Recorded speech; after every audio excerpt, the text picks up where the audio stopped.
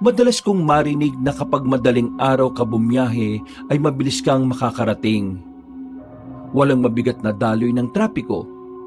Malamig pa ang simoy ng hangin at ang kalsada ay parabang ikaw lang ang nagmamay-ari. Pero nung madaling araw na yon, habang hawak ko ang manubela at sinisikap kong itutok ang ilaw sa makipot na daan ng probinsya, parang gusto kong kontrahin ang kasabihang yon. Tahimik sa loob ng aking sasakyan, maliban sa mahinang tugtog sa radyo. Nasa passenger seat ko si Santi, ang girlfriend ng classmate, best friend at kapwa ko professional taekwondo player na si Yago. Maganda si Santi kahit maliit. Mabait din siya pero kung minsan ay may kaartihan. Laki kasi sa yaman pero hindi siya anak ng kontraktor As usual, katabi niya si Yago. Sweet-sweetan sila habang natutulog dahil mahaba-haba pa raw ang biyahe namin. Sa tabi ko, sa driver's seat, nakaupo ang nakababata kong kapatid na si Mart, na ngayon ay nakadungaw lang sa bintana. Nakatitig sa mga punong tila nagsasayaw habang binabayo ng malamyang ihip ng hangin. Kuya, ilang oras pa ba? Malayo pa ba tayo? Medyo tol. Sabi ni Yago, mga 3 oras lang daw mula EDSA hanggang sa bayan nila Pero parang ang tagal na no? Mag-aalas 4 na ng madaling araw. Eksaktong alas 12 tayo umalis sa atin. Kaya siguro malapit-lapit na rin.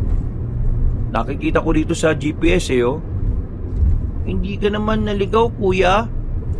Hindi naman. Ewan ko, siguro.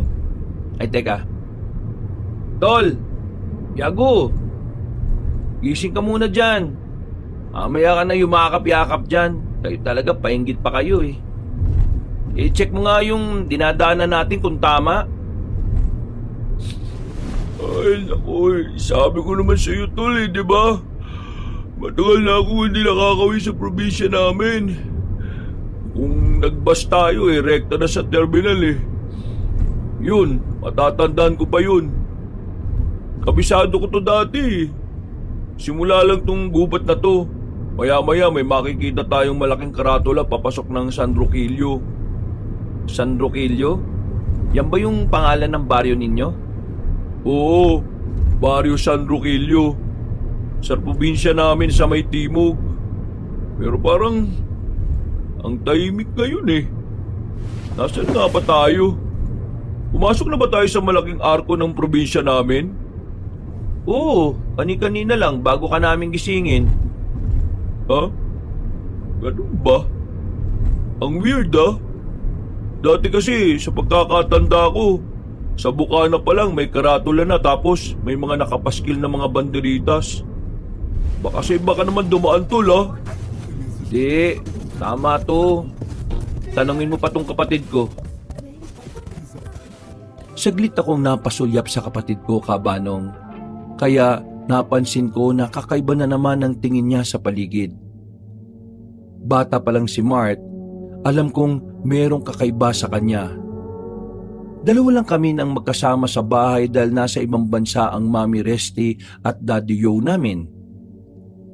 Lagi siyang nagsasabi sa akin ng mga kung ano-anong hindi pangkaraniwan na nakikita niya.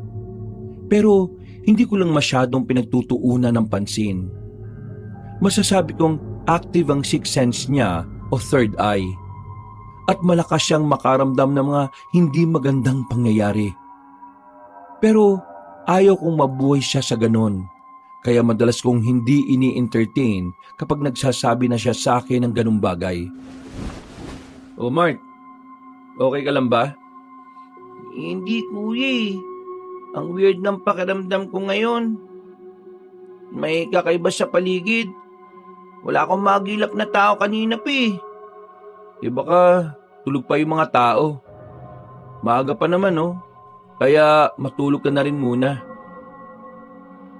Nang makita kong pumikit ang kapatid ko, medyo nakampante na ako. Pero tama ang sinabi niya kanina dahil kahit ako, nararamdaman ko rin ang bigat sa paligid. Ang galaw ng mga punong kahoy ay parang may kakaibang pahiwatig. Ang hamog ay tila makapal at ang ilaw ng headlights ay parang kinakain pa rin ng dilim. Ang iri ng paligid simula nang pumasok kami sa arko. Pero hindi ko pinansin ang pakiramdam na yon. Nagpatugtog na lang ako ng masasaya habang patuloy na nagmamaneho at mabilis na tumakbo ang mga minuto na parang gulong ng sasakyan ko. Sa gitna ng nag-aagaw na liwanag at dilim, ay di ko kagad napansin ang nakaharang sa gitna ng daan. Napahinto ko at napadiin ang paa sa preno. Pare-pareho kaming nagulat na mga kasama ko sa loob ng sasakyan. Kasunod ng pagtingin sa harapan, ilang metro mula sa kotse ay isang malaking puno ng akasya ang bumagsak na tila hinarangan ng kalsada. Tragis! Nakakagulat ka naman, tol! Bakit ka bigla-biglang nagpepreno? Teka, ano yung nakaharang sa daan? Puno? Oo, puno ng akasya yata yan eh. Pasensya na kayo sa biglang pagpreno ko ha. Hindi ko rin kaagad kasi napansin eh. Parang bigla na lang sumulpot dyan. Anak ng toko naman oh. Kamalas-malasan talaga nga naman oh. Sino kaya sa inyong tatlong may balat sa puwet? Huwag mong sabihin ako ha. Nakita mo na yung pet ko, baka makutungan kita dyan. Sorry naman, mahal. Hindi kaya kay Ray at Mart na lang? Maming kayo magkapatid. Sino sa inyo may balat? Uy, nakita mo na rin yung pet ko no? Palagi tayong sabay sa locker room eh. Saka, hindi namin lahi ang may balat. Kaya imposibleng meron si Mart. Natigilan na ako sa pagbibiro kabanong pagkakita sa seryoso mukha ng nakababata kong kapatid. Para mawala ang takot niya, tinapik-tapik ko siya sa balikat saka nag-sign ng okay.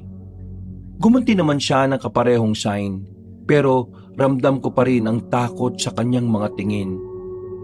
Lumabas ako ng sasakyan. Sinundan ako ni Yago at ni Mart. Si Santi naiwan sa loob habang hawak-hawak ang cellphone niya. Pero mukhang walang signal dahil kanina ko pa napapansin ng GPS na hindi na nakakasagap ng daan. Ang hamog sa paligid ay lalo pang kumapal at ang amoy ng lupa ay tila ba bagong galing sa ulan. Lumapit ako sa puno.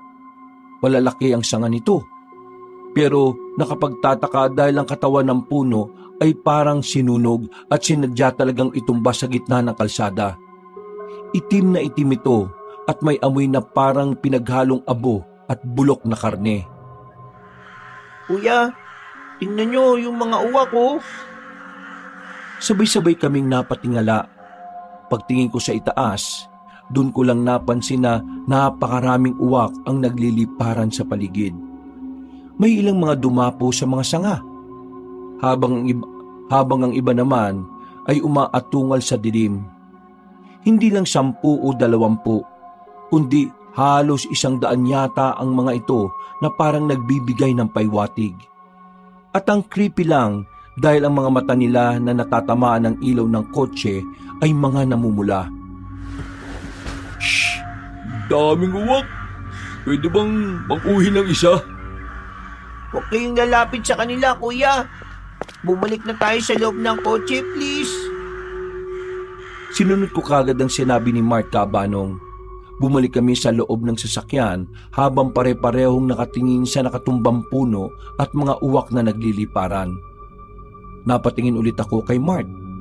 Pero halatang kabado pa rin siya kaya muli kong tinapik. Huwag ka mag-alala, tol. Kasama mo ang kuya. Salamat, kuya. Okay guys, hindi nagana ang GPS eh. So anong plano? Ang alam ko may alternative na daan bago mag-arko. Pwede tayong bumalik doon tapos doon tayo dumaan. Magtanong-tanong na lang tayo. Nakakapagtaka talaga na walang signal sa area na to eh. Sige, ganun na lang ang gawin natin. Agad kong minaniobra ang kotse. Habang papatras ako, nagsimulang magliparan ng mga uwak. Tila nag-aagawan sa ibabaw ng punong bumagsak. Ang mga pakpak nila ay nagbabanggaan at ang tunog ay parang mga latigong naghahampasan. Habang patras kami, ay bigla kong napatingin sa side mirror. Napansin ko mula sa hindi kalayuan na parabang merong imahe. Isang anino na nakatayo sa likod ng puno. Hindi ko masyadong nakita ang muka, pero ang katawan nito ay mahabang payat at tila nakabaluktot. Napakurap mata ko at bigla yung nawala na parang bula. Ay, naku, guni-guni ko lang pala. Hindi yung guni-guni, kuya. Kinabahan man ako, hindi ko na lang din masyadong pinansin ang mga sinabi ni Mart. Mabuti na lang talaga at sanay na ako sa kanya sa tuwing may mga ganito siyang binabanggit. Nagtuloy-tuloy na kami para makabalik sa arko at tunguhin ang sinasabing daan ni Yago. Pero halos pasikat na ang araw ay hindi pa rin namin yun nakikita. Gising na ang lahat ng mga kasama ko, Kabanong. Kaya napapansin din nilang parang ang tagal na namin na tinatahak ang daan. Ray, parang paikot-ikot na tayo. Talaga ba? Parang hindi naman. Paikot-ikot talaga. Nadaanan na natin kanina yung mahabang tulay na yun eh. Yung mga punong pare-parehong parang may hiwa sa balat. Ilang beses na nating nadaanan eh. Pati yung mga pose ng kuryente na may nakapaskil na luma at kupas na tarpaulin. Ganun na ganun. Saka yung nilulumang simbahan. Ha? Talaga? Hindi na ako nakapagsalita dahil pagkalagpas namin sa mga kabahayan sa hindi kalayuan, ay muli nga naming nadaanan ng mahabang tulay. Gulat akong napatingin sa GPS ng kotse pero wala pa ring signal. Nagtuloy-tuloy pa ako hanggang sa mapansin kong tama nga ang mga sinabi ni Santi. Napatingin din ako ulit kay Mart, pero wala siyang kibo. Mahalata lang na natatakot siya dahil sa ekspresyon ng kanyang muka. Hindi to pwedeng mangyari. Bakit parang paikot-ikot nga lang tayo dire-diretso lang naman ang pagmamaneho ko? Yan nga yung simbahan na nadaanan natin kanina di ba? Yung may kakaibang krus. Oo. Tingnan nyo, at dalawang pahigang linya ng krus. Normal ba yung ganyan? Di syempre. Hindi kaya pinaglalaruan tayo ng engkanto? O sige, isang pasada pa. Testingin natin guys. Kalma lang kayo Habang mabagal na nagmamaneho ay napatingin ako sa simbahan. Ang krus sa tore nito ay may dalawang pahigang linya at ang ibabaw ay tila may tumutulong itim na likido. Parang dugong malapot. Sa gilid ng simbahan may daan papunta sa tulay at doon kami dumaan kanina. Sa isip ko, baka makalabas kami kung babalikan lang namin ang direksyon. Pero nang umikot kami, bumalik pa rin kami sa parehong simbahan. Pangatlong ulit na yon. Hanggang sa nagpang-apat. Hanggang sa maramdaman kong unti-unti na akong kinikilabutan, Kabanong. Huminto kami sa tapat ng simbahan para makahinga at makapag-isip ng tama. Hindi na kasi talaga maganda ang pakiramdam namin pare-pareho. Kuya Ray, hindi tayo basta-basta makakalis sa lugar na to. Tol, anong ibig mo sabihin? Sabi ko sa iyo kanina, di ba kuya? Wag na tayong tumuloy. Natatakot ako, kuya. Huwag ka magalala, okay? Dahil makakauwi tayo. Tamang sinabi ni Yago, baka naiengkanto lang tayo. Siguro guys, dapat tubarin natin yung mga damit natin at balik na rin. Di ba, ganun yung ginagawa kapag naliligaw at pinaglalaruan ng engkanto sa daan? Pinipilit kong maging mahinahon dahil bukod kay Mart, nakikita ko rin sa mukha ni Santi at Yago ang takot. Nanghuhubarin na namin ng mga damit para sana baliktarin, may bigla akong nakitang liwanag sa likuran. Napalingon kami lahat doon hanggang sa makita namin ang itim na Pajero. Huminto yun sa likuran namin at may lumabas sa driver's seat. Isang matangkad at maskuladong lalaki na parang bouncer. Walang kumilos sa amin dahil sa takot. Pinagmasdan lang namin yon na naglakad papunta sa amin hanggang sa huminto sa gilid ng inuupuan ko. Pagkalaon ay kumatok ang Ginoo. Kaya marahan kong binuksan ang bintana.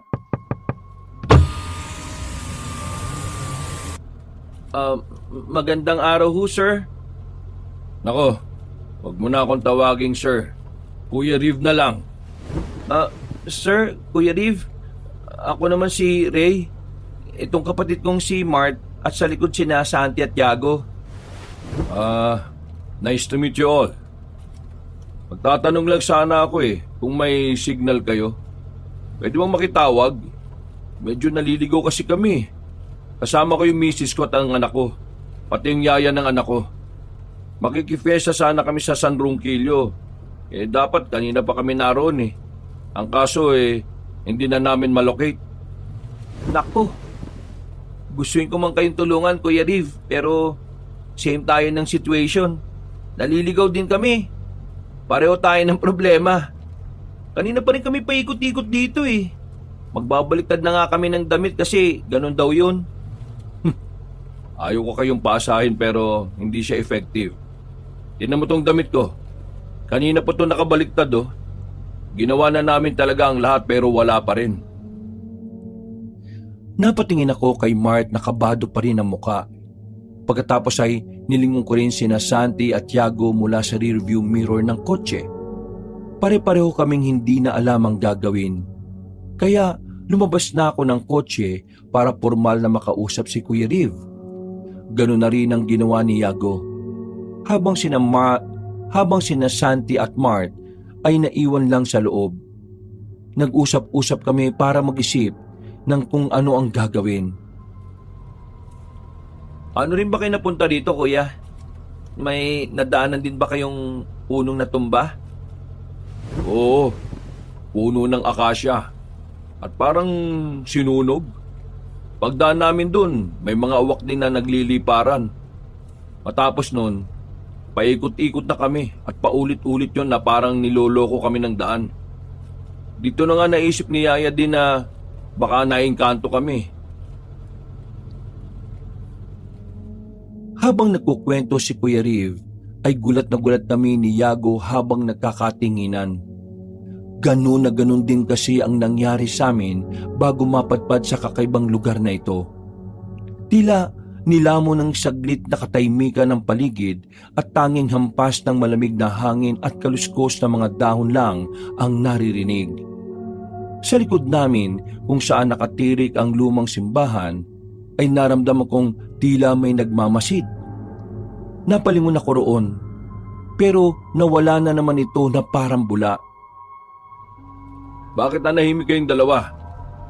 Ganun na ganun din kasi yung nangyari sa amin, Kuya Pabalik na sana kami para hanapin yung arko, pero hindi na namin nakita. Pareho pa naman tayo ng pupuntahan sana. Taga ron kasi sa San Roque tong si Yago. Makikifiesta rin pala kayo?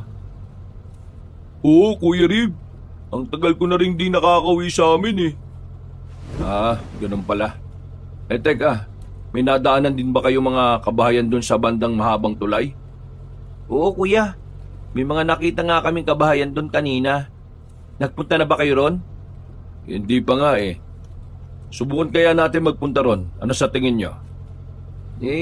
Pwede naman. Paano kung wala ring tao? Napansin ko kasi na kanina pa tayo paikot-ikot pero wala pa ako nakikita kahit isang tao. Oo nga, no? Hindi ko naisip yun, Actually, napansin din namin ng asawa ko yan. Pero kanina, pagkatapos namin magbaliktad ng mga damit, sinabi sa amin ni Yaya din na may nakita raw siyang mga tao sa banda roon. Sa mga kabahayan nga. Pupunta na sana kami ron kanina pero nakita ko yung sasakyan nyo. Kaya sinundan muna namin kayo nung huminto kayo rito sa simbahan. Ganun pala. Ang weird ng simbahan dito no, Kuya? Oo nga parang kulto.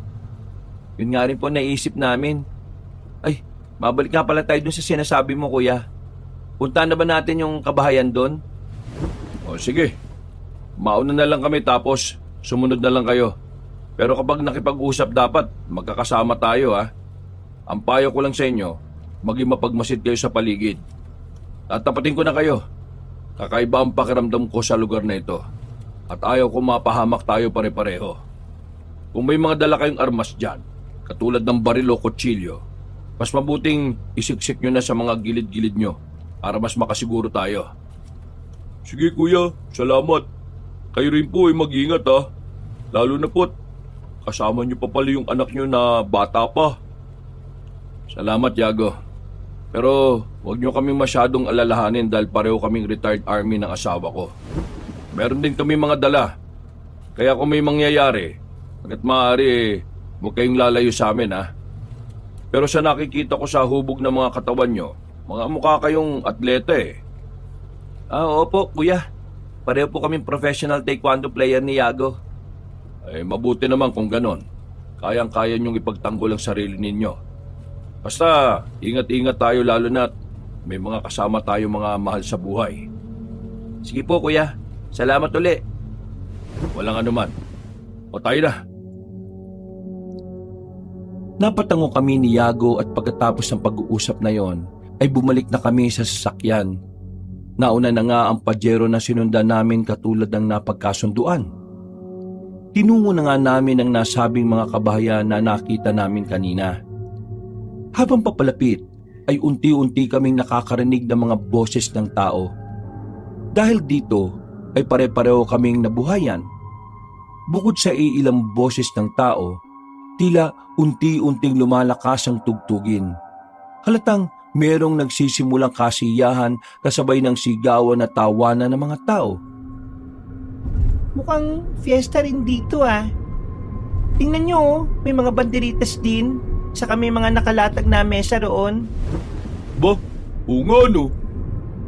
Paano naman love? Dito talaga yung lugar nyo. Hindi love eh. Medyo sibilisado na yung sa probinsya namin. Eh tingnan nyo naman yung mga naroon no. Parang makaluma sila manamit at umasta. Pero in fairness ha, mukhang masaya eh. At least may nakita na tayo mga tao. Tol, Yago, tandaan mo yung sinabi ni Kuya Riv ah. Ay, oo nga pala. Don't worry tol, akong bahala. Can count on me. Like 1, 2, 3, I'll be there. Loko-loko, magseryoso ka nga. Ito naman, pinapalight ko nga lang yung situation natin eh. Okay, sige. Wala na nagsalita sa amin kabanong. Ilang saglit pa, habang papalapit kami ay may napansin akong kakaiba mula sa hindi kalayuan. Napatingin din sa bandang kanan si Mart, kaya nakita niya rin ang nakita ko. May iilang kababaihan na naglalakad papunta sa isang malaking bahay. Lahat sila ay mga nakaputing bestida na parang magsisimba. Dahil doon na ako nakatuon kaya di ko na namalayang nakahinto na pala ang nasa unahan. Mabuti na lang ay humawak sa akin ang bunso kong kapatid kaya mabilis kong naipreno ang kotse. Uy tol, focus naman sa daan. Ano ba tinitingnan mo dyan sa kanan ha? Ha? May nakita kong mga kababaihan dun eh oh. Ha? Wala naman ako nakita. Ikaw ba love, may nakita? Wala rin. Maaksidente pa tayo niyan eh. Pasensya na tol ah.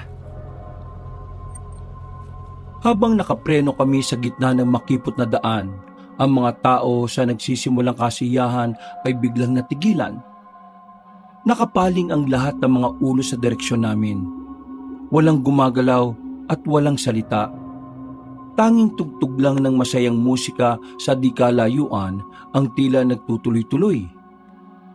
Nang gumalaw na ang kotse ni Kuya Riv sa unahan namin, ay sumunod na rin kami kaagad. Dahan-dahan kong pinaandar ang sasakyan. Sa bawat paglapit namin ay unti-unti na rin gumagalaw ang mga tao at nakakanya-kanya ng balik sa kung ano-anong kaabalahan. Pagdating namin sa mismong mga kabahayan ay agad kaming sinalubong ng isang matandang lalaki. Nakasuot siya ng maayos na damit. Purong puti ang buhok at may suot na kwintas na gawa sa mga buto ng hayop. Naunang bumaba ng sasakyan si Kuya Riv, kaya paghinto ng kotse namin ay sumunod na ako pati si Yago. Pinakandado muna namin kay Santi at Mart ang pinto bago lumapit sa mga nakatatanda. Nang magkakaharap na kami, ay napatingin ako sa matandang lalaki. Napansin ko na parang may kakaiba sa mga mata niya. Para kasing magkaiba ang kulay nito. Meron siyang dalawang alalay sa likuran. Ang isa ay 4 feet lang ang laki na matabang lalaki, habang isa ay matangkad pa kay Kuya Riv. Pero sakto lang ang hubog ng katawan. Nakakatakot lang dahil may hawak yon na pangkatay ng hayop. Napalunok ako ng laway habang nakatingin sa sandata ng Ginoo na mahinang hinahampas-hampas sa mga palad niya. Kahit kinakabahan, ay pinilit kong maging postura at umaktong hindi natatakot. Tumayo kami ng best friend ko sa likod ni Kuya Riv. Magandang araw ho. Ako si Riv. Ito mga kasama ko ay sina Ray at Yago. Magandang umaga rin sa inyo, mga anak. Maligayang pagdating sa aming pista at ikinagagalak ko rin kayong makilala. Ako naman si Mang Amon, punong tagapangalaga ng Baryo Linggit.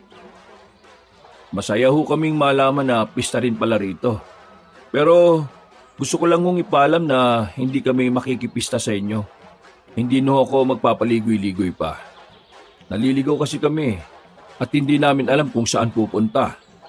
Baka maituro nyo sa amin ang daan papunta sa Baryo Ronquillo. Sinasabi ko na nga ba't naliligaw kayo? Nagmakasakali lang ako na baka naisipan niyo ang makipista sa amin. Fiesta rin po talaga yung pupuntahan namin eh. Pero hindi ho rito. Naligaw lang ho kami. Paano nyo nalaman na naliligaw kami? Kanina pa kayo napapansin itong isa sa tauhan kong si Butchok. Ilang beses na raw siyang nakakita ng dalawang sasakyan na pabalik-balik sa tulay. Wala naman kasi halos na dumaraan dito. Sobrang dalang. Ganun ho ba? Oo, iha. Hindi kayo ang unang dumaan dito sa Baryo Linggit para magtanong ng ganyan. Hindi rin namin alam pero kapag ganitong araw talaga ng pista, may mga naliligaw talagang mga tagalabas. Ganun talaga, anak. Minsan, pinipili ng daan kung sino ang dapat makarating sa kung saan siya patutungo. Ano pong ibig niyong sabihin? Wala naman. Huwag kayo masyadong mabahala. Dahil kasama naman talaga sa buhay ang pagkaligaw. Lahat tayo ay dumaraan sa ganoong proseso. Pero ang importante ay makabalik. Kung makakabalik. Mawalang galang na ho, Mang Amon. Alam niyo ho ba ang daan papunta sa Baryo Ronquillo? O naman, isa lang naman ang daan dito palabas. Hindi lang siya nakikita ng marami kaya mas madalas na may naliligaw kapag napapadpad dito. Pwede ho bang ituro niyo sa amin? Nagmamadali ho kasi kami. Baka nag-aalala na rin yung mga taong naghihintay sa amin. Ay, huwag kayong mag-alala. Ituturo ko mismo sa inyo ang daan.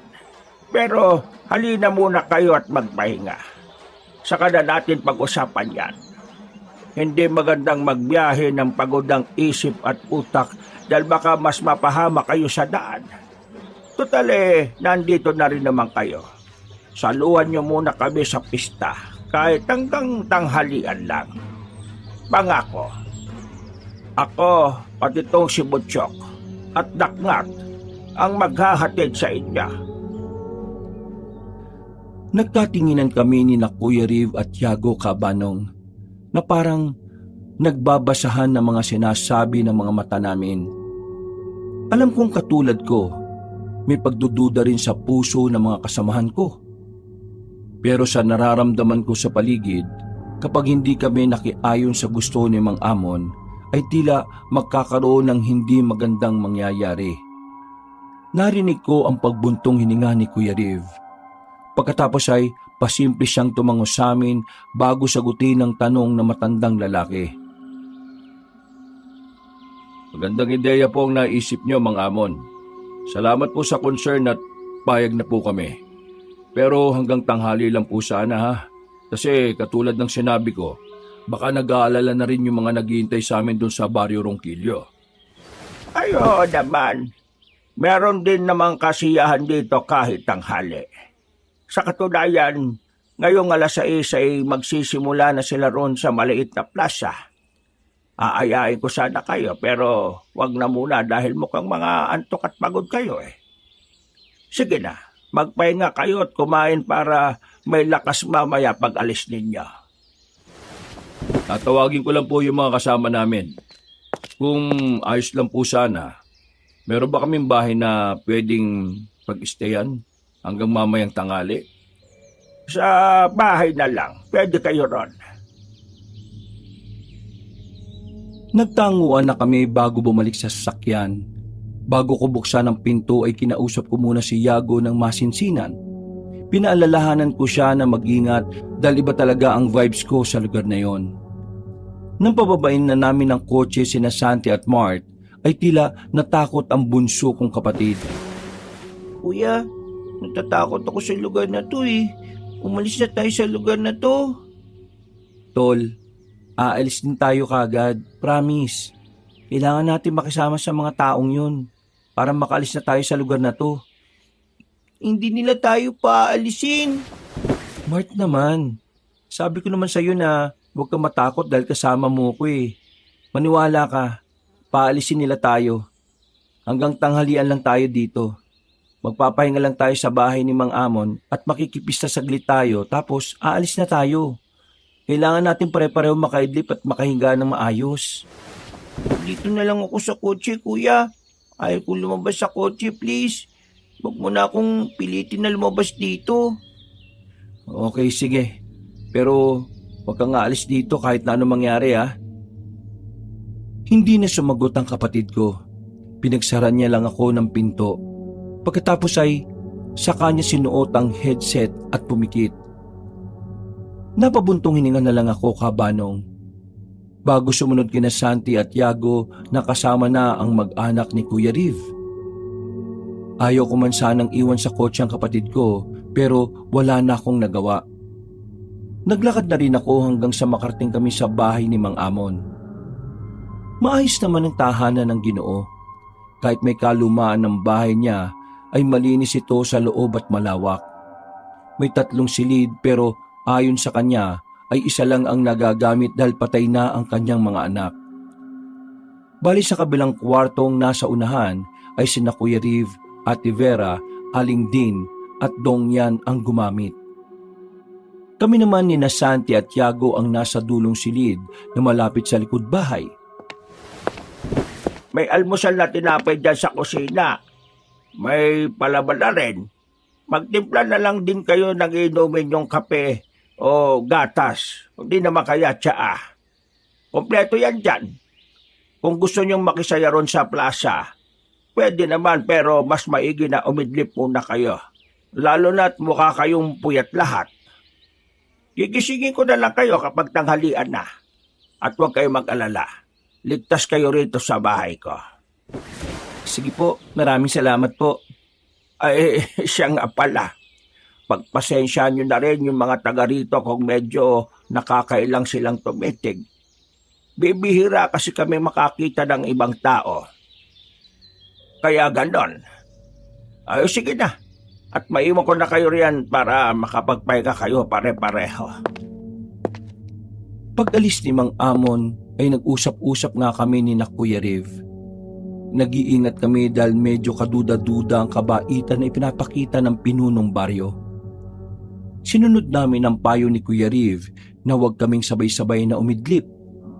Kaya nung nasa kwarto na kami ni Santi at Yago ay nag-usap-usap muna kaming 3. Pero magsisimula pa lang ako sa pagkukwento ay narinig ko na kagad ang paghilik ng 2.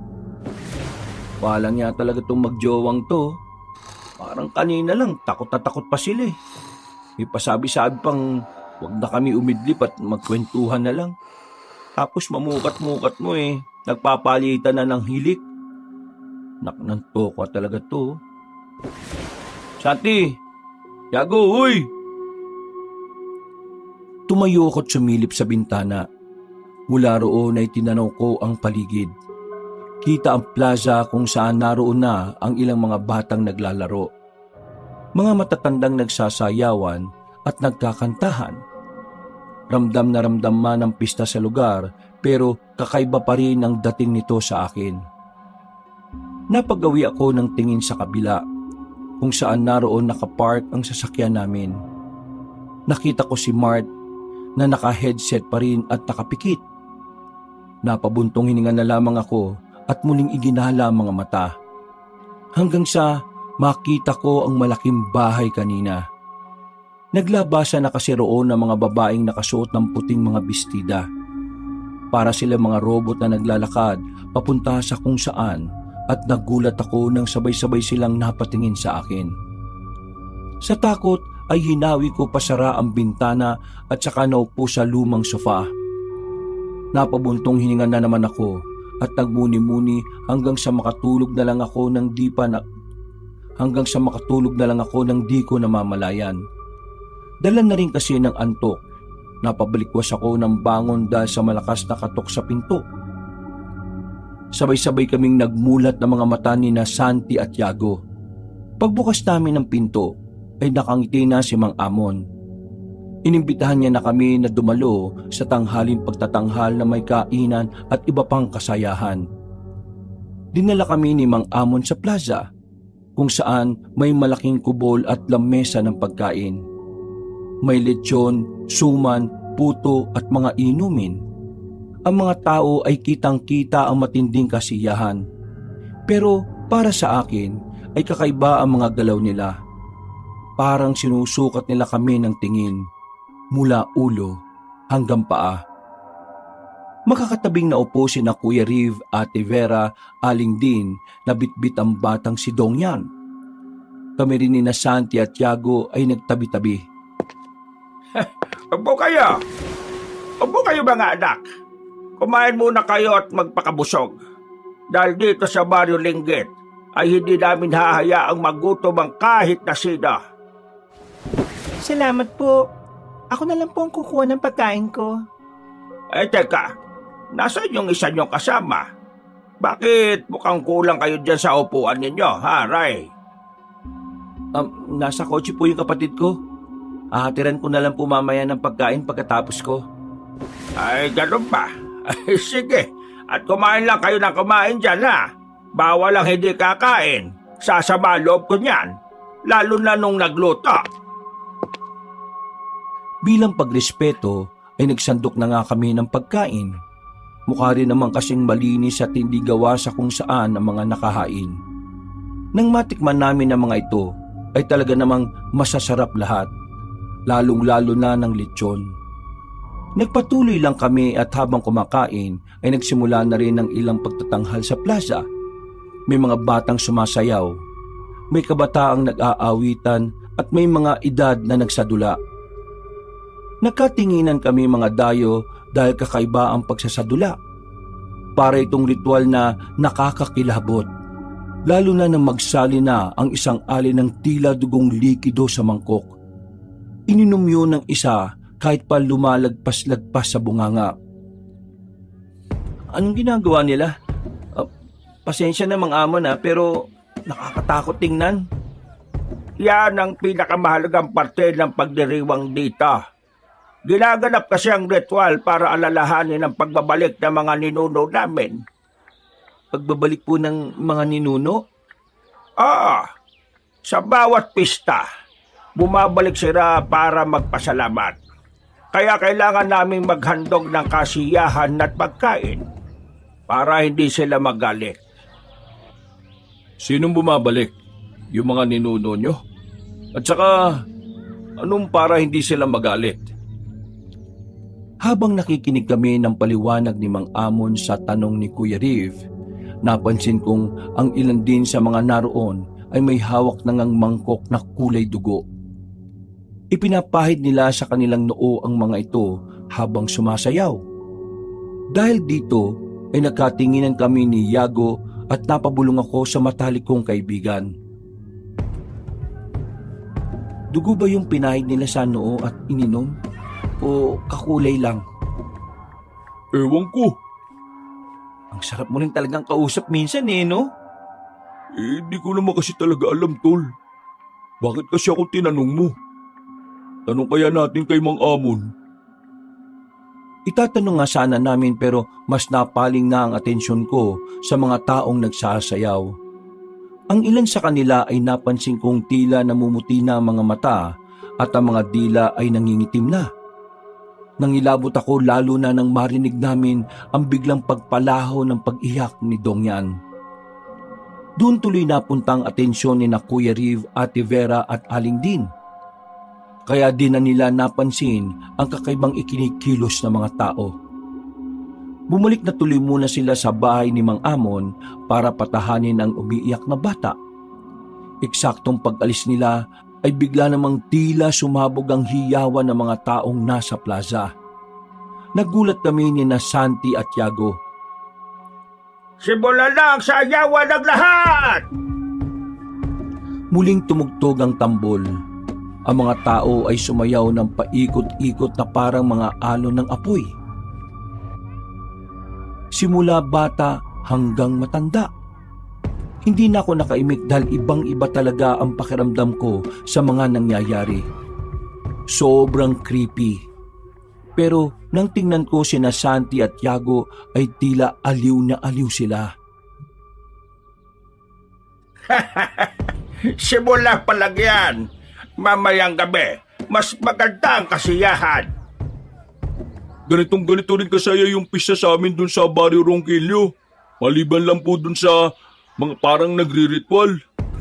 Ang saya talaga ng mga ganap sa probinsya Pwede naman kayong manatili rito hanggang bukas, kung gusto niyo.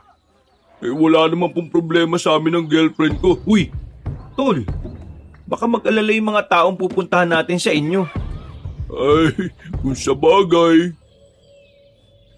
Naputol na sa pagsasalita ang best friend ko Kabanong dahil may batang tumakbo papunta sa amin. Narinig kong sinabi niya na parang may nangyayaring kung ano sa kapatid ko. Kaya dali-dali kaming tumakbo papunta sa kotse. Ganun na lang ang gulat nang makita si Mart na tila namumuti ang mga mata. Naninigas din ang kanyang mga kamay habang bumubula ang bibig. Diyos ko po, anong nangyayari sa iyo, Mart? Tay, inatake ng epilepsy ang kapatid mo. Ha? Wala naman siyang ganun sakit Binuksan kaagad ni Santi ang pinto at binigyan ng paunang lunas ang kapatid ko.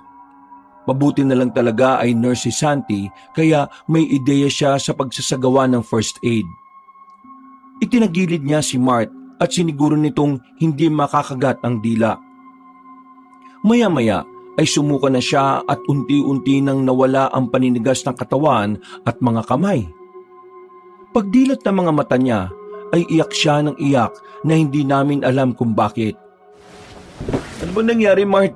Bakit ka umiiyak? Halika at dadalhin ka namin sa ospital. Mas maiging dalhin mo na muna siya kay Inka Mona. Pinsan kayo na manggagamot, kaya huwag kayong matakot. Kung dadalhin niyo siya sa ospital, siguradong malayo pa yun dito. Kaya mas mainam na doon na muna siya sa bahay at papupuntahin ko ang pinsan ko. Dahil na rin sa takot ko para sa buhay ng aking kapatid, hindi ko na masyadong napag-isipan ng tama. Sumang-ayon na lang ako at dinala si Mart sa bahay ni Mang Amon, kahit tila labag sa loob niya. Hindi na rin naman na siya nakatutol dahil alam kong nangihina siya. Halatang halata naman sa kanyang mukha. Pagdating namin sa bahay ay nakita naming nakaayos si na Kuya Riv at ang kanyang pamilya. Nakaredy na sila sa pag-alis kaya medyo nakaramdam ako ng lungkot at takot. Alis na kayo, Kuya Riv? Oo. Pasensya na kung hindi na namin kayo mahihintay Ano bang nangyari? Si Mart po kasi, Hindi ko rin alam eh. Kaso kung dadalhin namin siya sa ospital, aabutin pa ng ilang oras. Kaya magbabaka sakali na lang kami sa pinsan ni Mang Amon. Oo nga eh. Wala nga malapit na ospital sa lugar na ito. So, paano? Mag-iingat kayo rito ha. Yung bilin ko sa inyo, tatandaan nyo palagi. Kayo rin, Kuya Riv. Mag-iingat po kayo. Pagdating ni Mang Amon kasamang matandang babaeng sinasabi niyang manggagamot, ay nagtungo na kami sa kwarto para i-check si Mart. Hindi ko na narinig ang naging usapan nila sa labas, pero nakita ko na sinamahan ni na Mang Amon, Butchok at Kadnat sina Kuya Riv. Nag-focus na rin ako sa ginagawang panggagamot na matandang babae sa utol ko. Dahil naiisip ko na baka may kung anong gawin siya. Ang magjowang Santi at Yago naman dahil sa pagkainip kaya nagpunta muna sa plaza para makisaya sa mga tao. Makalipas ang higit kalahating oras, nakita kong tila guminhawan nga talaga ang pakiramdam ni Mart. Kaya nakahinga na rin ako na maluwag. Nagpasalamat ako kay Inka Mona nang umiti sa akin bago magbilin na painumin ng tsaa mamaya ang kapatid ko kapag nagising na. Mas makakatulong daw yun para maging mahinahon ng kanyang isip. Pag-alis na manggagamot ay nahiga ako sa lumang sofa at pinagmasdan si Mart. Napabuntong hininga ako dahil nag-aalala pa rin ako sa lagay niya. Lalo na kanina nang makita ko siyang inaatake ng epilepsy. Paano siya nagkaroon ng epilepsy? Mukhang kailangan ko talagang ipa-check up ang kapatid ko pag uwi namin. Kailangan ding malaman nila mami at daddy ang tungkol dito. Sa kakaisip ko, hindi ko na rin namalaya na nakaidlip na pala ako. Nagising na lang ako na madilim na sa labas. Nakita ko kasi dahil sa nakabukas na bintana. Napabalikwas kagad ako ng bangon sabay tingin sa relo ko. Eksaktong 6:00 na ng gabi nang magising si Mart. Wala naman siyang masyadong reaksyon. At katulad ng bilin ni Inka Mona, nagtimpla ko ng tsaa at ipinainom sa kanya. Pinakain ko na rin siya hanggang sa muli siyang makatulog. Paglabas ko ng kwarto para sana magbanyo, ay nakita ko si Mang Amon nakapapasok lang. Kamusta na kapatid mo? Ayos na po siya. Nagapunan na siya at nakatulog ulit. Salamat po pala kay Inka Mona. Magaling po talaga siya. Ay, oo naman. Numero 1 manggagamot ang pinsan kong yon dito sa lugar namin. Kaya nga po eh. Kumusta po pala si Kuya Riv? Nakaalis na po ba sila? Oo. Gusto rin man sanang manatili rito ng mga yun ang kaso lang, nagmamadali rin talaga sila Sayang. At hindi ako nakapagpaalam na maayos. Ayos lang yon. Magkikita rin naman uli kayo Po? Wala. Mas maigi na pumunta na tayo sa plaza habang nagpapahinga ang kapatid mo. Total dito naman na kayo magpapalipas ng gabi. Di magpakasaya ka na at makipista. Kaya nga po Tiningnan ko lang ulit ang natutulog kong kapatid at pagkatapos ay sumama na ako kay Mang Amon papuntang plaza. Nang naroon ay nagulat ako sa nasaksihan ko. Mas naging creepy na kasi sila kumpara nung umaga. Karamihan ay mga nakamaskara na. Ang ilan sa mga babae ay walang saplot at ang mga kalalakihan naman ay nakabahag na lang. Hindi ko alam kung saan unang titingin. Sa mga taong sumasayaw ng paikot-ikot na parang alipin ng isang ritual o isang batang umiiyak na pilit na hinahatak papasok sa gitna ng apoy. Mang Amon, ano pong nangyayari? Teka, hindi ba si Dogyan yung batang yon? Paglingon ko sa matanda ay nangilabot akong bigla. Kanina lang kasi ay nakangiti pa siya at parang maamong tupa. Pero ngayon ay tila nagbabago na ang itsura niya.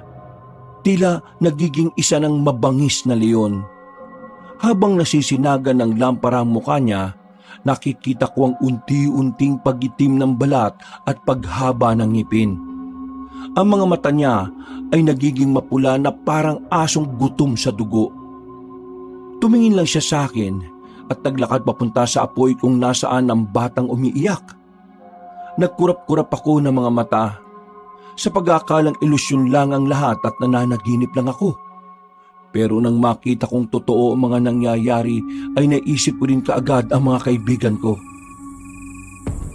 Nasaan sila Santi at si Yago? Anong nangyayari dito? Dito kami, Ray. Anong nangyayari sa mga tao rito? Si Dongyan ba yung batang hinahatak nila ngayon? Oo nga eh. Teka, nasaan ang boyfriend mo? Nandun pa siya sa banyo. Diyos ko po. Nagbanyo lang ako eh. Paglabas ko, ganito na nangyayari. Bakit nila hawak yung bata? Anong ginawa nila kay Kuya Riv at Ate Vera? Diyos ko po. Umalis na tayo rito. Hinawakan ko si braso si Santi at sinubukan naming maglakad para puntahan si Yago. Pero narinig naming umungol si Mang Amon at umiling. Nakangisi siya sa amin habang tumutulo ang laway mula sa gilid ng bibig niya. Saan kayo pupunta? Hindi pa tapos ang pista. Mga anak, hindi kayo pwedeng umalis ng hindi nakikibahagi. Hindi ko na pinansin ang mga sinasabi ni Mang Amon. Mas nangibabaw sa akin ang takot sa puso ko. Mahigpit ko nang hinawakan si Santi at dali-dali kaming nagtuloy-tuloy hanggang sa masalubong namin si Yago. Naggulat na din sa nangyayari. Wala rin siyang ideya dahil kalalabas niya lang ng banyo. Habang papalayo kami, ay dinig na dinig ko kung paanong humiyaw sa sakit at pagmamakaawa ang kaawa-awang bata. Hindi ko na tiningnan kung anong nangyari dahil alam kong wala na rin naman kaming magagawa. Siguradong kapag bumalik kami ay mapapahamak lang kaming tatlo. Bumalik kami sa bahay ni Mang Amon. Pagdating sa kwarto ay nakita kong gising na si Mart. Takot na takot siya habang nakatingin sa sahig. Kuya, may mga gumagalaw sa ilalim ng lupa. Ha? Anong ibig mo sabihin? May kung ano sa ilalim ng lupa eh. Napatingin kaming lahat sa sahig at nakiramdam. Hanggang sa madama nga naming tila may umuugong at gumagalaw nga roon. Tulad nga ng sinabi ni Mart. Dahil doon ay nagmamadali na kaming lumabas ng bahay.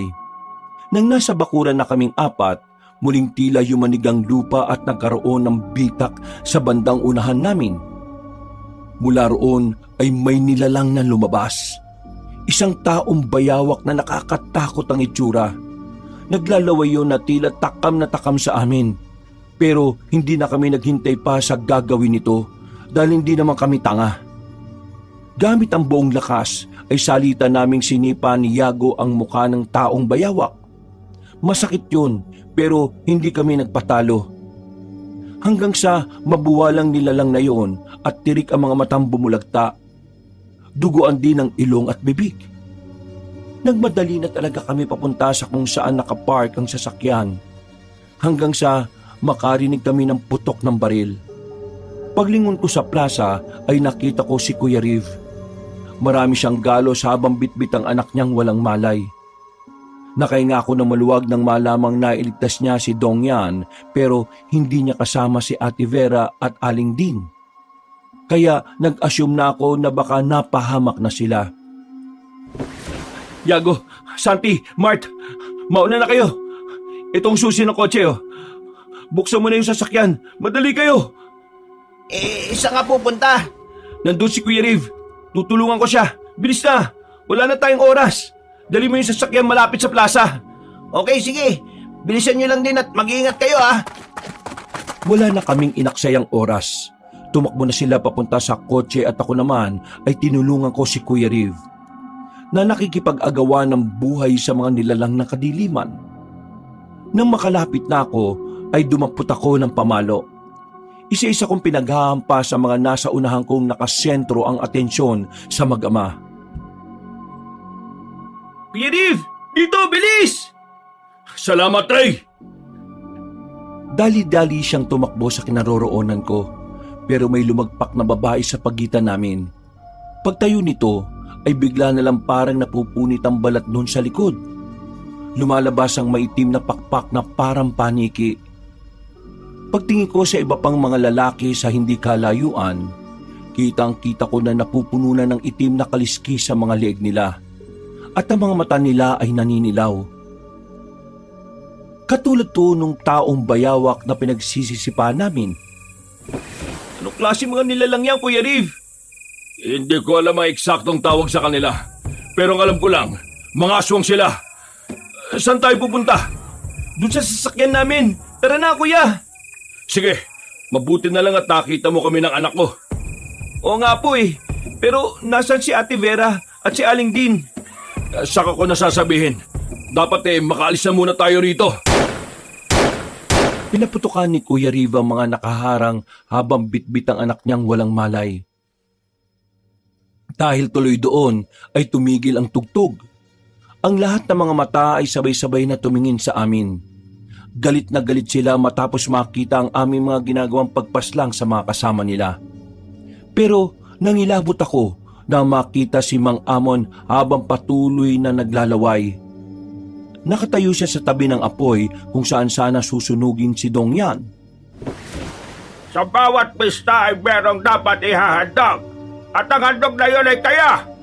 Mga alagad ko kabuak, huwag niyo silang tatantanan. Tumakbo kami at pagdating sa kinaroroonan ni Yago ay narinig ko na ang tunog ng kotse. Nang makita nila kami ni Kuya Riv ay ipinaingay ng best friend ko ang busina. Mas binilisan pa namin ang takbo hanggang sa makasakay kami. Nagsiksikan na lang kami sa loob at kaagad pinaandar ni Yago ang sasakyan. Saan tayo pupunta? Kahit saan, basta makalayo tayo rito. Hindi na nga nag-isip pa si Yago Cabanong.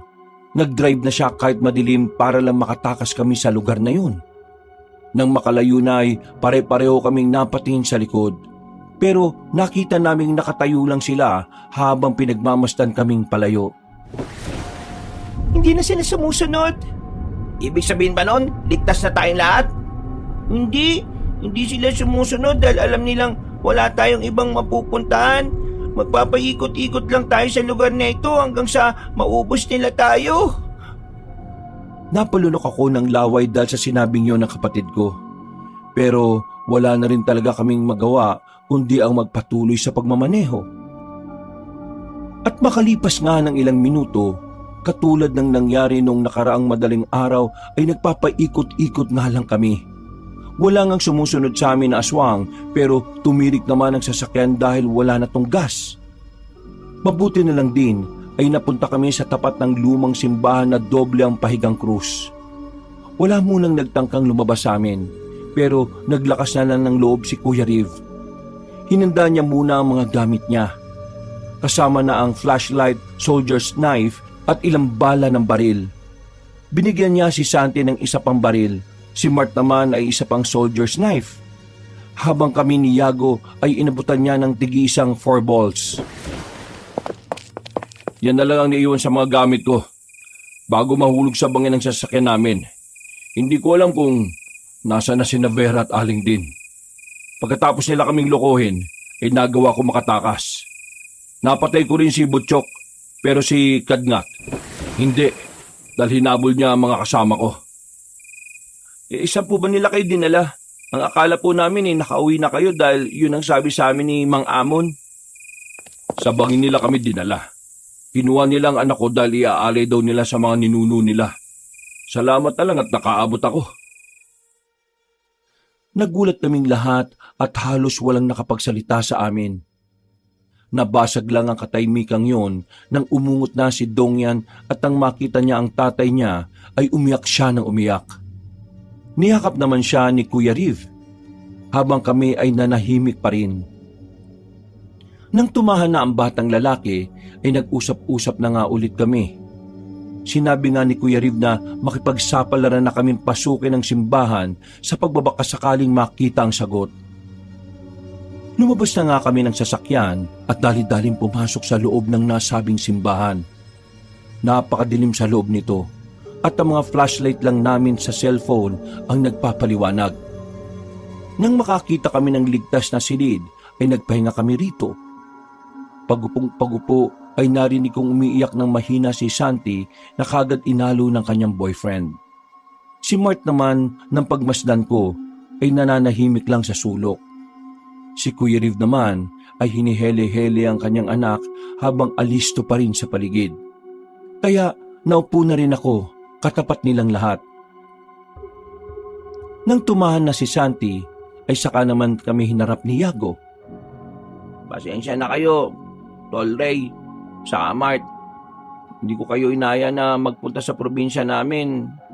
Hindi sana kayo malalagay sa ganitong alanganin eh. Nadamay patuloy kayo. Ano ka ba? Hindi mo kailangan mag-sorry, Tol. Wala namang may gusto nitong nangyari sa atin ngayon eh.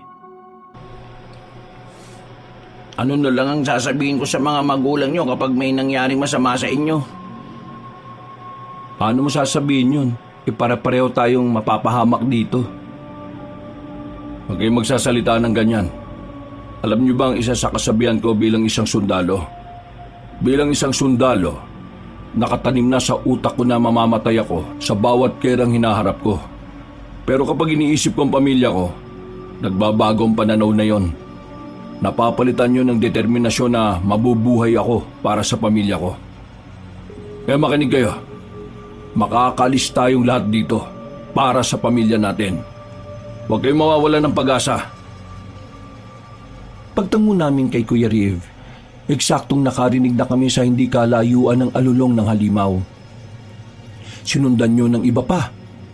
Kaya naging alerto kaming lahat at inihanda ang armas na ibinigay sa amin. Napayak na naman si Santi sa takot, kaya inalo ulit siya ng boyfriend niya. Ako naman ay lumapit sa aking kapatid habang nagiging alerto rin sa paligid. Si Kuya Riv naman ay itinali sa likod niya ang natutulog na anak para hindi na siya magbuhat-buhat. Pagkatapos ay nakiramdam kaming lahat sa tunog at kung ano pang pwedeng pakiramdaman sa palibot ng loob at labas ng simbahan. Seryoso ang lahat. Lalo na ako na pinipilit maging matapang. Kahit ang totoo ay takot na rin ako, Kabanong. Hanggat maaari sana wag tayo maghihiwa-hiwalay. Mas malaki ang tsansa makakaligtas tayo rito kapag magkakasama tayo. Nandito na po sila, kuya.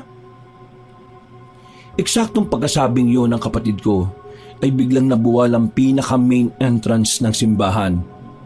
Habang nakatutok ang mga flashlight phone namin sa kung saan-saan ay sumenya si Kuya Riv na tumakbo na. Kaya wala na kaming inaksayang oras. Tumakbo kami sa kaliwang bahagi at tinahak din ang madilim na daan. Nang walang ano-ano ay may mga lumusot na babaeng aswang sa mga bintana sa taas. 3 sila na parang mga taong uwak. Nataranta kami habang tumatakbo. Pero nagpahuli si Kuya Riv at inasinta ng baril niya ang mga yon. Nagulat ako dahil napaka-hustler niya. Sapul ang mga yon sa ulo at nang bumagsak na sa sahig ay wala ng buhay. Takbo! Bilis! Takbo! Doon sa pinto palabas!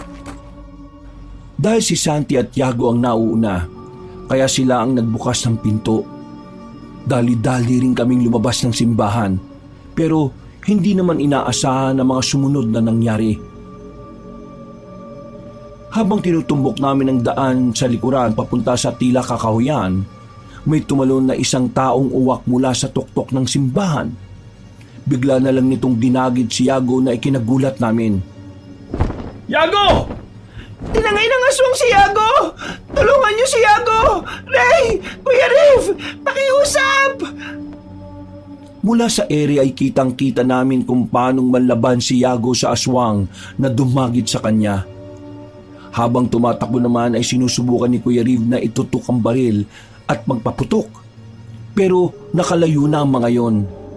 At meron pang 2 taong uwak na sumugod sa amin pero bago sila makasunggab muli sa mga kasamahan ko ay hinila ko na si Mart at pinatakbo papunta sa kakahuyan. Hinatak naman ni Kuya Riv si Santi na iyak ng iyak. Pagkatapos ay pinaputukan niya ang dalawang yon na sapul din sa ulo. Nang nasa silong na kami ng mga puno, ay nagtago kami saglit sa isang gilid. Patuloy pa rin ang pag-iyak ni Santi na hindi makapaniwala sa nangyari. Yago! Si Yago! Kinuha nila si Yago! Sorry, Santi. Hindi namin nabawi si Yago. Wala na si Yago. Wala na ang best friend ko. Sorry talaga, Santi. Sorry. Niyakap ko ng maigpit si Santi para kahit papaano ay mapakalma siya.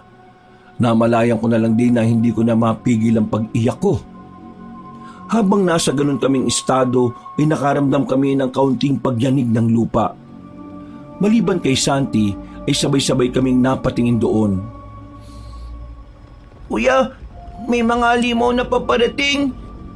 Pasensya na, Ray, Santi, pero kailangan na nating tumakbo. Yung lupang dumadagundong, sigurado akong lalabas na dyan yung mga taong bayawak. Kaya tara na, dahil kung hindi, matutulad din tayo kay Yago. Kahit masakit sa kalooban ay wala na kaming nagawa pa. Nagpunas ako ng luha at magkakasabay kaming tumakbo palayo. Nagpatuloy ang pakikipaghabulan namin sa mga aswang. Habang napapasulyap-sulyap ako sa likuran, nakikita ko sa taas ng puno ang ilan habang ang ilan ay tila lumalangoy sa ilalim ng lupa. Ilang saglit pa ay narinig na naman namin ang nakakakilabot na alulong ng kamatayan. Sigurado na ako sa pagkakataong ito na si Mang Amon yun.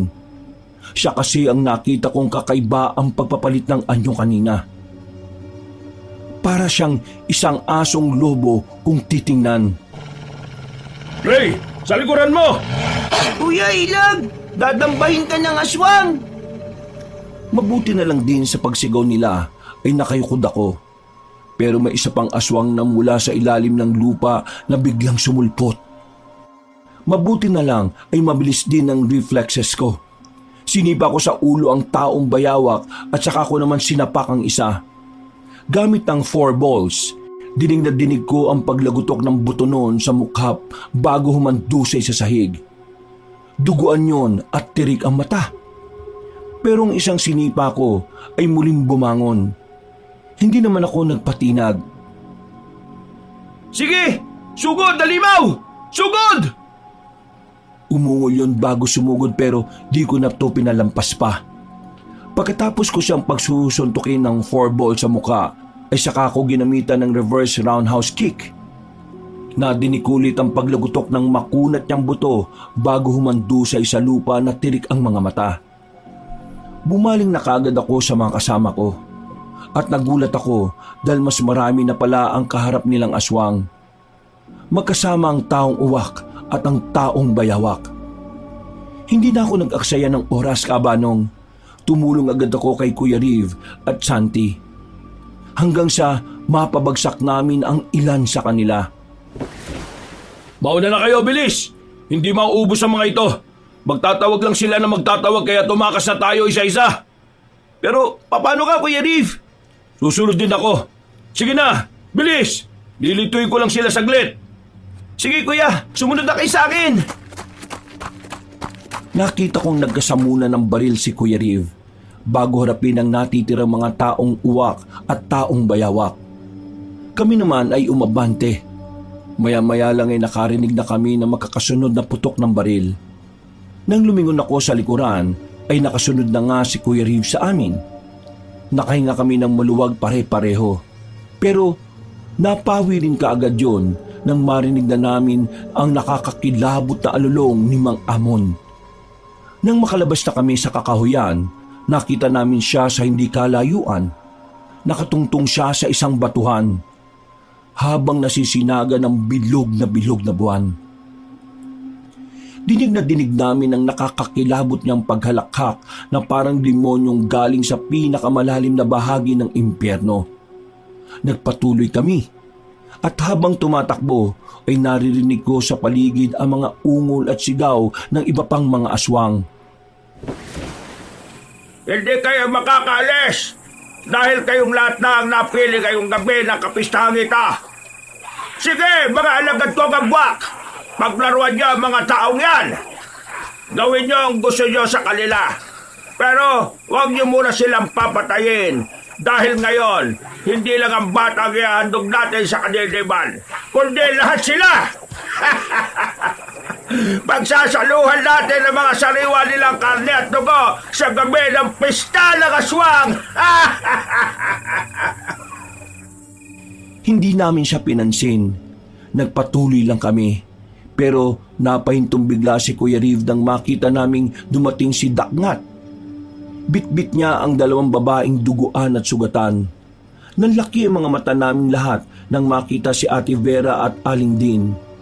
Pareho na silang nangihina at takot na takot. Walang iya ka! Bitiwan mo sila!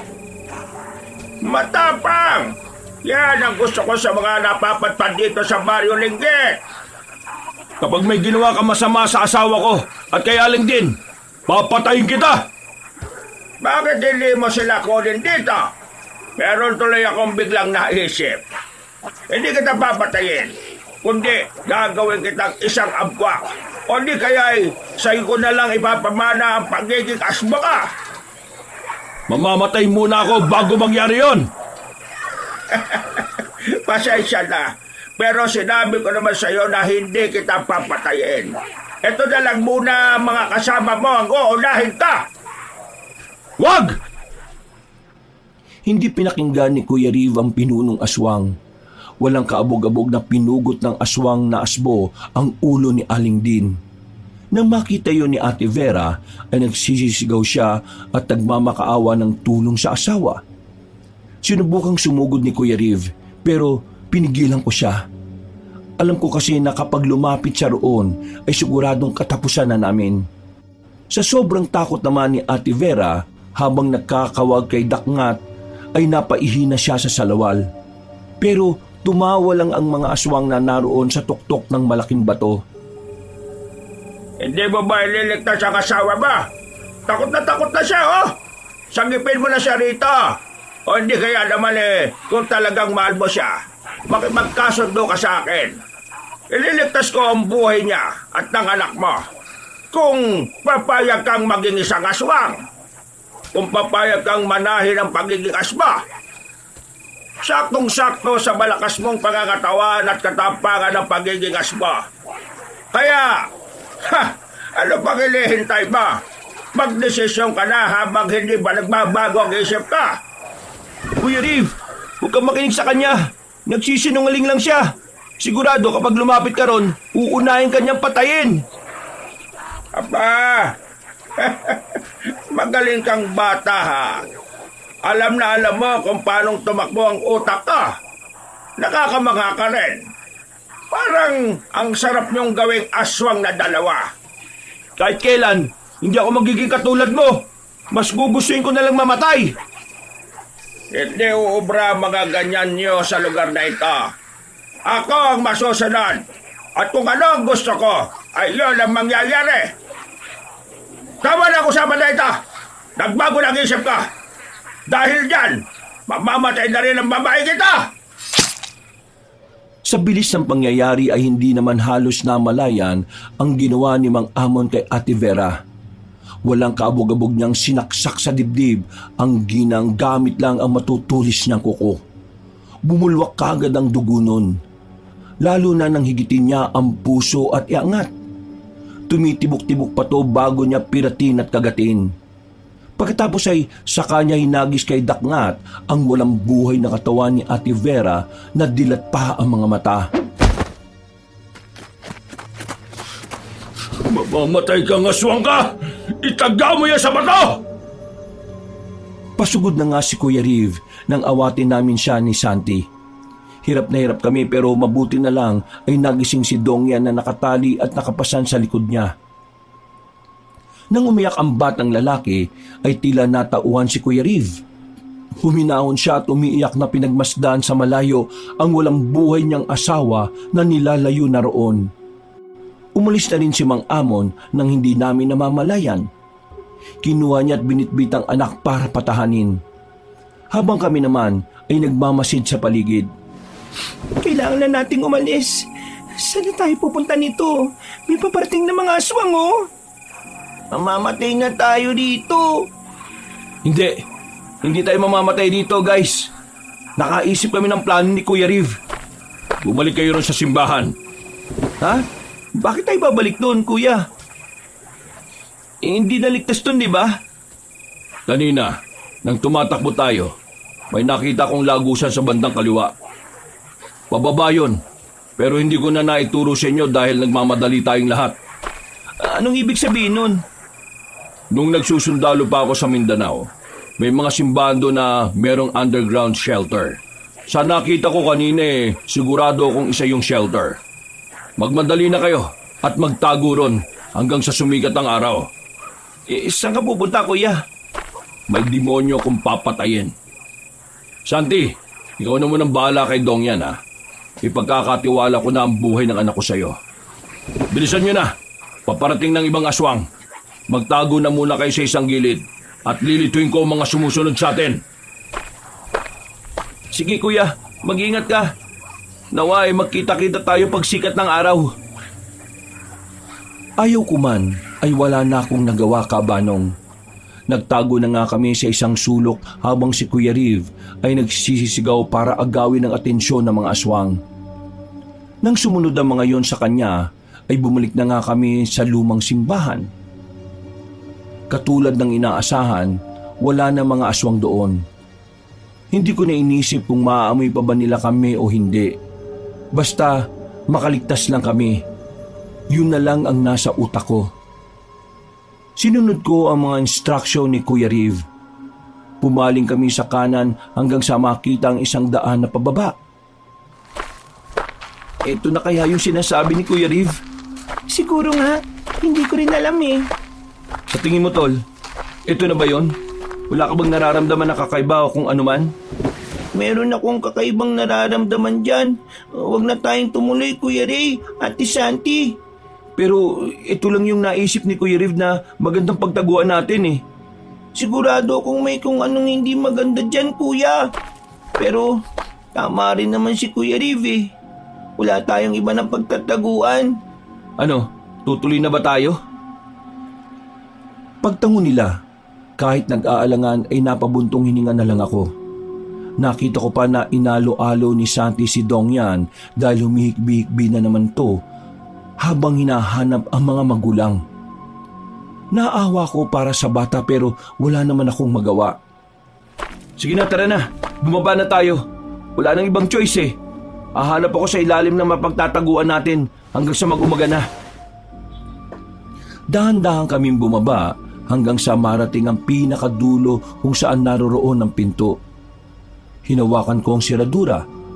Mabuti na lang ay hindi ito nakakandado kaya binuksan ko kagad at itinapat ang flashlight ng cellphone ko. Pumasok kami ng dahan-dahan nang makitang ligtas naman ang loob. Puno ng mga agiw, alikabok, lumang mga upuan, mga kandilang itim na walang sindi, at iba-iba pang mga gamit sa simbahan. Nang matapatan ng liwanag ang pinakadulo, ay nakita namin ang altar at sa gitna nito ay ang krus na may dalawang pahigang linya. Tama nga si Kuya Riv, mukha namang ligtas dito sa lugar na ito. Dito tayo magtago hanggang sumikat ang araw. Hindi talaga magandang pakiramdam ko dito, kuya. Wala naman ako nakikita o nararamdaman kakaiba, Tol eh. Kaya huwag kang mabahala. Hindi ko kayo pababayaan, pangako. Kuya, makinig ka naman sa akin. Ito lang nakikita ko ligtas na lugar, Mart eh. Kung susundin ko sinasabi mo, mas mapapahamak tayo sa labas. Hindi na umimik ang kapatid ko. Naupo na lang siya sa gilid pagkatapos kong harangan ng pinto. Siniguro ko talagang hindi kami mapapasok sa lugar na yon hanggang sa sumikat ang araw. Maya-maya pa, lumapit ako sa kanila na malapit sa altar. Naupo si Santi sa isang gilid at tahimik na umiiyak habang yakap-yakap si Dongyan. Napabuntong hininga na lang ako habang tinitingnan siya.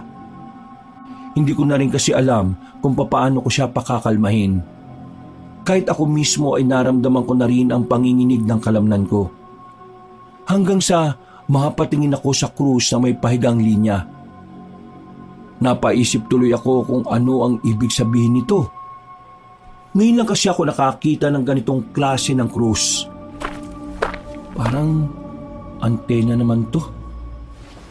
Nakita ko na ang krus na yan, kuya. Ha? Saan? Nung nandun ako sa kotse, kuya, bago magdilim ang paningin ko. Yung inatake ka ng epilepsy? Ano pa nakita mo? May isang pari at madre ako nakita. Tapos, nanganak yung madre. Kinuha yun ng pari at pinatay. Doon nagsimula ang lahat, kuya. Ha? Anong ibig mo sabihin, Mart? Sinumpa ang lugar nito. Sinumpa ang lahat ng mga tao dito kaya sila naging aswang. Mamamatay na tayo dito, kuya. Kung nakita mong isinumpa ang lugar nito, baka makita mo rin kung paano tayo makakaalis dito. Ayoko nang maalala mga nakita ko, kuya. Alalahanin mo, Mart. Baka may makatulong sa atin kung paano makakaalis sa lugar na ito. Tama na, kuya. Natatakot na po ako. Huwag ka matakot. Nandito si Kuya Mart. Ray, tama na. Pero kailangan natin makaalis sa sinumpang lugar nito. Tingnan mo siyang mabuti. Baka matrigger na naman ang kapatid mo sa ginagawa mo eh. Tila natauhan ako sa sinabi niyo ni Santi Cabanong. Pagtingin ko kay Mart ay nanginginig siya ng gusto na parabang nilalamig. Dahil dito ay nakaramdam ako ng konsensya sa aking ginawa. Napabuntungin na nga ako bago lumapit sa kanya at yumakap. Pasensya na, Mart. Hindi ko sinasadya yung nangyari. Sorry talaga. Niyakap ko siya ng maigpit hanggang sa maramdaman kong humupa na ang panginginig ng kanyang katawan. Nang tumanggal na ako sa pagkakayakap, ay napasandal ako sa isang gilid habang muling napapatingin sa kakaibang krus. Wala nang nagsalita sa amin.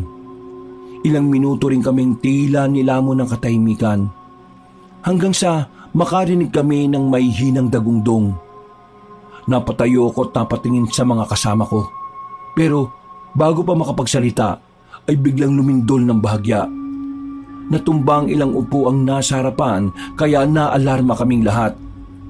Napatingin din kami sa sahig sa pag-iisip na baka mabiyak yon at biglang sumulpot ang mga taong bayawak. Maya-maya pa, mula sa labas ng kinaroroonan naming silid, ay narinig naming muli ang boses ni Mang Amon. Pinilit nilang buksan ang pinto pero dahil sa dami ng iniharang ko ay hindi nila ito nabuwal. Tumigil sila sa pagkalampag kaya mas lalo kaming kinabahan. Naisip ko rin kasi na baka may iba pa silang pinaplano para makapasok. Talagang napili niyo pang magtago sa ilalim ng simbahan. Alam kong naririyan kayo. Amoy na amoy ko kayong lahat dyan. Walang saysayang pagtatago niyo dyan. Dahil wala rin naman kayong ibang matatakbuhan sa lugar na ito. Tigilan mo na kami!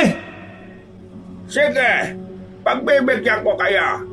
Pero gusto kong malaman yung lahat na ang kinalalagyan nyo ay ang pinagsimulan ng lahat ng ito.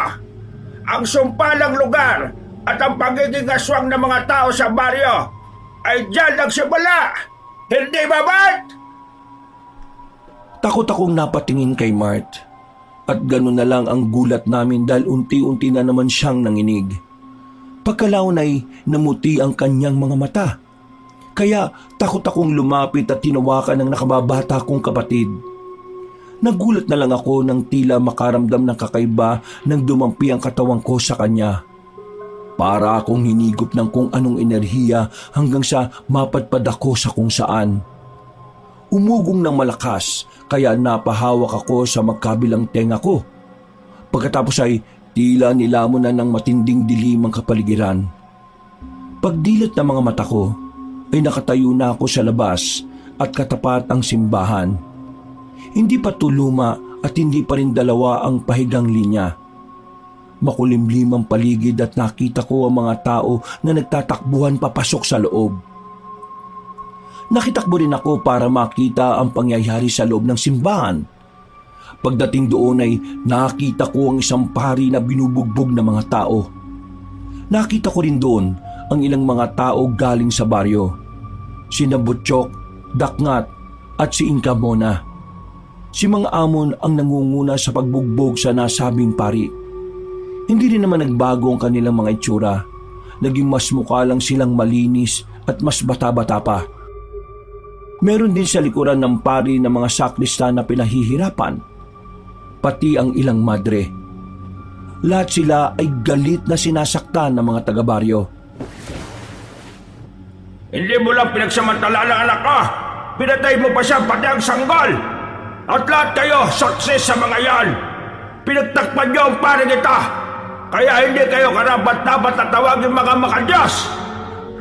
Pinapangako ko sa inyo na makakatanggap kayo ng kaparusahang nararapat. Kitang-kita ko kung paano nila pahirapan ang pari kabanong, mga padre at mga sakristan. Pagkatapos ay isa-isa nilang binitbit ang mga yon papunta sa ilalim ng simbahan. Sumunod ako at kahit nakikipagmanggana sa ibang taga-baryo ay tila hindi nila ako nakikita. Nang nasa underground na kami ay isa-isa nilang hinubara ng mga parurusahan. Nagmamakawa ang mga madre at mga sakristan pero nanatiling tahimik ang pari. Kahit anong iyak nila ay tila bingi ang mga taga-baryo. Wala silang pakialam sa mga sinasabi ng mga yon. Ang mahalaga sa kanila ay makapaghiganti. Maya-maya pa ay lumapit si Inka Mona. Dala ang isang botelyang may lamang dugo. Binuksan niya ito at isinalin sa maliit na mangkok. Pagkatapos ay isa-isang ipinainom sa ilang madre at sakristan. Kahit anong piglas nila ay wala silang magawa dahil maraming taong umahawak at pumipilit na mainom nila ito. Ang mga hindi pinainom ay isa-isang ginilitan ni Butchok at Dakngat. Nang tumaga sa mga dugo nila sa sahig, ay saka nagsimulang magritual si Inka Mona. Mga salitang nagpakilabot sa kalamnan ko nang hindi ko rin alam kung bakit. Pagkatapos noon ay nangisay isa-isa ang mga pinainom ng sariwang dugo. Bumubula ang kanilang bibig na humandusay sa sahig. At kitang-kita ng dalawa kong mga mata kung paanong gumapang ang itim na ugat sa ilalim ng leeg nila, sa mga kuko at magkabilang sentido. Nag-iba rin ang kulay na kanilang mga muka. Hanggang sa ang mga madre ay nagpalit anyo bilang isang taong uwak. Habang ang mga sakristan ay naging taong bayawak. Hindi namin gustong gawin to na panghimasukan ng simbahan. Pero ikaw ang unang gumawa ng masama, sabi nito, Father Benito. Nilapastangan mo ang anak kong si Amona. Tinalikuran niyang angkan namin. Ginusto niyang magbago at pinayagan ko siya. Pero ito ang naging kapalit ng gusto niyang pagbabago. Tatanggapin mo rin ang kaparusahan ng katulad ng mga nangyari sa mga kasama mong alagad ng simbahan. Sa iyo ko'y pamamana ang pagiging asma ka upang mabuhay ka pa rin bilang pare. Pero sa gabi ay mauuhaw ka sa sariwang dugo at karne ng tao. Nagpumigla si Father Benito at sinabi niya na parurusahan sila Mang Amon sa ginawa nilang kalapastanganan sa simbahan. Pero tinawanan lang siya ng matandang lalaki at mga taga-baryong naroon. Bago pa kami parusahan ng Diyos, itatago namin sa sanlibutan ng bombarya. Isasama ka namin makukulong dito. At sa araw na to, kung saan dinaraos ang kapistahan ng Baryo Linggit, lilitaw ang lugar na to para kumuha ng mga taong ligaw na siyang magiging alay. At alam mo ba kung kanino sila iaalay? Ha? Walang iba kung hindi sa iyo. Dahil isasaling ko sa iyo pagiging asma ka. Dahil dito ay determinadong nagpumigla si Father Benito. Hindi ko na nakita kung paano siya nakatakas sa mga yon dahil nagkagulo na. Naabutan ko na lang na tumatakbo na siya palayo. Paakyat, kaya sumunod ako roon. Hindi tumigil ang pari sa pagtakbo kahit pa nawala na siyang kahit na anong suot. Kitang-kita ng mga taong kanyang kahubaran pero wala na siyang pakialam. Huminto siya sa gitna ng mahabang tulay at sumampa sa isang hawakan. Sumigaw siya at sinabing hindi siya papayag na makasama sa sumpa. Ang mga taga-baryo lang ang makukulong sa baryong yun para matakasan nila ang sanlibutan at hindi matanggap ang kaparusahan ng Diyos. Tumalon si Father Minito. Tumalon din ako para sana pigilan siya pero huli na dahil namalayan ko na sabay na pala kaming nahulog. Pagtama ng mukha ko sa tubig ay saka ko lang naramdaman na tila merong bumulong sa akin. Kaya dali-dali akong nagdilat ng mga mata. Napatras ako at nauntog sa kahoy matapos makita ang mukha ni Yago na duguan. Ang akala ko ay zombie na siya at lalapain ako kaya napasigaw ako sa takot. Pero tinakpan niya ang bibig ko, Kabanong. Dito ko lang din napagtanto na nakatali pala ako sa kahoy at handa nang ialay sa kadiliman. Shh! Huwag kang sumigaw, tol. Buhay ka, Yago? Oo, mukha lang akong zombie. Pero paano ka nabuhay, tol? Ikaw ba talaga yan? Hindi ka ba aswang? Oo, ako ito. Tangik, ikaw talaga oh. Nung dinagit kasi ako ng taong uwak, nakipaglaban ako sa kanya hanggang sa mabitiwan niya ako. Pagkaulog ko, nagtago kaagad ako at tumakbo palayo para hindi na ako mabalikan pa. Paano ko napunta rito? Anong nangyari? San sila Santi, Dongyan at yung kapatid ko? Huwag ka mag-alala, ligtas sila. Kasama na sila ni Kuya Dave. Nandun sa kabilang bahay kanina. Pero malamang nakaalis na rin sila. Buhay din si Kuya Riv? Oo, tol. Nagkasalubong kami habang papunta akong kakahuyan. Tapos, habang tinatakasan namin yung mga aswang, nakita namin na binitbit na kayo nung daknat na yun. At ng iba pa. Teka, tapusin ko lang itong pagkakalag ko sa'yo. O yan, nakalaga na kita. Umalis na tayo dito, bilis. Pero magpahid ka muna ng mga dugo ng napatay na aswang. Ito. Ha? Bakit? Maamoy ka nila at madaling masusundan kapag hindi ka nila kaamoy. Tara na, doon natin sila kakatagpuin sa malapit sa sapa. Wala na akong nagawa kundi sundin ang sinasabi ni Ray. Mabaho man ang amoy ng dugo ng aswang na nakahandusay sa tapat ko, ay pinahid ko pa rin ang dugo nito. Pagkalaon ay dahan-dahan na kaming umalis sa silid na yon. Nang nasa labas na kami ng bahay, ay nakita naming nakakatipo ng ilang aswang sa plaza. Para silang nag-iiyakan sa pagsamba habang nakatenga roon ang ulo nila Aling Dean at Ate Vera. Habang nakahinto kami at naghihintay ng tiyempo ay pinagmasdan ko muna ang nangyayari. Lumapit sa gitna ng apoy si Mang Amon at Inka Mona. Kinuha nila ang dalawang ulong na sunog at itinaas ito. Pagkatapos ay nagsimula ng magritual na matandang babae. Tol, tara na. Abang busy pa sila sa pagriritual. Ikaw naman nanonood ka pa dyan. Sige. Pasensya na. Maingat kaming naglakad papunta sa likod ng isang bahay. Huminto lang din naman kami saglit dahil may mga ilang aswang na naglalakad papunta roon. Tumambay pa nga at nag-usap-usap dahil mukhang alam na rin nila na nakatakas na rin sina Santi, Mart at Dongyan. Tumingin ulit ako sa plaza at pinagmasdan ng pagriritual hanggang sa matapos to. Pagkatapos ay tuluyan nang hinagis ng dalawang matanda ang ulo sa apoy. Umalingasaw ang nasusunog na amoy kaya napasinghap ang mga aswang na parang sabik na sabik. Mga kasama, mga binamahal ko mga taga-Baryo Linggit, nakapag-alay na naman tayo sa kadiliman ng mga taong ligaw. At sa pagkakataong ito ay hindi lang isa o dalawa, kundi marami pa tayong paghahati-hati ang pagkain pagkatapos nito. Mapupunan nito ang isang taong pagkakalulong natin sa sinumpang lugar na ito. Ligtas tayong lahat sa parusa ng Diyos at hindi rin tayo pinababayaan ng kadiliman. Ngayon, pagsaluhan niyo ang sariwang dugo at karne ng mga paunang handog. magpakabusog kayong lahat dahil marami pa yan mamaya. Nagkanya-kanya silang sunggab sa mga nakalatag na patay na katawan ni na Aling Din at Ate Vera. May tila nag-aagawan pa nga sa parte ng laman loob, kaya napapikit na lang ako. Mabuti na lang ay kinalibit na ako ni Yago at sumenya sa akin na kailangan na naming umalis. Pero nang pakbang na kami palayo, ay may isang aswang na biglang lumabas sa bahay. Napatingin yon sa amin at nang uungal na para magtawag ng kapwa aswang, ay dali-dali kaming umaksyon. Tumalon ako at pumasan sa likod, saka ko tinakpan ng bibig ng taong bayawak. Sunod-sunod naman pinagsasasaksak ni Yago ng hawak niyang shoulder knife ang dibdib ng aswang. Maraming beses yon at hindi niya tinigilan hanggang sa tumagas ang masaganang dugo.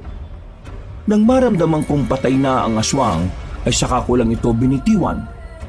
Humandusay yun sa sahig na dilat ng mga mata. Nagkatinginan kami ni Yago habang parehong humihingal. Gasti, kamunti ka na tayo nun Kaya nga mabuti na lang talaga't nauna natin tumukong na to. O tara na, umalis na tayo dito bago pa malaman ni Mang Amo na nakatakas na kayo. Oo nga, tara na. Hindi pa man ako natatapos sa pagsasalita, ay nakarinig na kami ng nakakakilabot na pag-ungol ni Mang Amon mula sa plaza. Tumakbo kagad kami palayo. At habang tinatahak ang papunta sa ilog, ay napasulyap ako sa plaza. Doon ko nga nakita si Mang Amon na katatapos lang bulungan si Dakngat. Kitang-kita sa mukha niya ang matinding galit dahil tiyak na alam na niyang nakatakas na kami. At sa kamalas-malasan nga naman, bago pa ako tuluyang makalayo ay napalingon siya sa gawi ko. Mas lalo siyang nagalit at saka muling umungol. Dahil doon ay napalingon sa direksyon namin ang lahat ng aswang na nasa plaza. Naloko na, tol! Ha? Bakit? Nakita na ako ni Mang Amon! Naku, naloko na nga. Tara, bilisan na natin. Habang tumatakbo kami, ay narinig ko na ang pagaspas ng mga pakpak mula sa plaza. Maya-maya pa ay narinig na rin namin ang malalakas na huni ng mga taong uwak. Dumagundong na rin ang lupa, senyales na nagsisimula ng sumalakay ang mga taong bayawak. Pagkatapos noon, ay narinig namin ang muling malakas na pag-ungol ni Mang Amon, kasunod ng pagsigaw niya. Sinusubukan nyo talaga ang pasensya ko mga tao kayo Mga alagad kong ambwak! Ibalik nyo rito mga nakatakas na yan! Bilisan nyo! Mas binilisan pa namin ang pagtakbo. Kahit tingal kabayo na ay hindi pa rin kami tumitigil. Nang marating na namin ang sapa ay napatingin ako sa kabila nito. May nakita kaming liwanag mula roon na parang nagbibigay sa amin ng signal. Ayun, nandun sila. Bilisan natin, tol. Tumawid na tayo, dali. Sige, tol! Tumansik kami ni Yago na magkaiwalay. Naiwan ako sa lupa habang siya naman ay eksaktong sa tubig ng sapa na nahulog. May bigla kasing sumulpot na taong bayawak sa ilalim ng lupa. Eksaktong dalawa rin yon, kaya pareho kaming naghanda. Tol, ikaw na bahala sa isang yan Ako na rito sa bayawak na ito. Sige, tol. Basta huwag ka lang magpapahuli ulit, Oo naman. Tumampot kagad ako ng 2 solid na bato, saka naganda para sa pag-atake ng kaaway. Ang kaharap kong bayawak ay muling nagtago sa ilalim ng lupa. Pero naging alerto na ako. Dali-dali akong umakyat sa punong nasa gilid ng sapa at doon nagmasid. Hindi ko nakita ang paggalaw ng lupa kaya naman naisip kong ibato sa lupa ang isa sa hawak kong solid na bato. Tingnan natin kung hanggang saan kang halimaw ka. Nang tumama sa lupa ang bato, ay doon ko nakita ang paggalaw ng lupa. Eksaktong paglabas ng taong bayawak ay sinalakay ko siya gamit ang isa sa pinakamalakas kong sipa. Ang sipang ito pa naman ang madalas nagpapabagsak sa mga kalaban ko sa ring tuwing lumalaban ako ng taekwondo. Natumba kagad ang halimaw pero katulad ng inaasahan ko, Tumayo rin to kaagad at saka winagwag ang ulo. Ramdam ko na nahilo siya pero hindi pa rin naman sapat ang ginawa ko. Ano? Gusto mo pa ng isa, ha? Umangil ang taong bayawak sa kasumugod sa akin gamit ang matutulis niyang buntot. Naiwasan ko yon at tumama sa katawan ng puno. Dahil sa tindi ng ginawa niya, bumaon yun at hirap siyang higitin. Sinamantala ko ang pagkakataon, Kabanong. Dinampot ko ang isa pang bato saka lumapit sa kanya habang nasa ganun siyang proseso. Pinaulanan ko siya ng malalakas na sipa hanggang sa mapaluhod siya. Doon ko na isinagawa ang huling malakas na pagsipa. Tinamaan ko yon sa balikat. Lumagutok ang buto niya mula roon kaya napahiyaw siya at napasukan ng dugo. Pagkatapos ay saka ko ipinukpok sa magkabila niyang ulo ang dalawang solid na bato. Nagdugo ang tenga niya at halos lumuwa ang mga mata niya sa ginawa ko.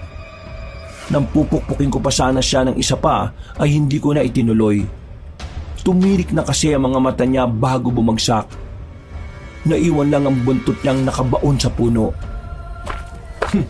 Kahit papano nakapag-ensayo rin ulit ako. Pero nakakapagod, ha? Tulong, Tol!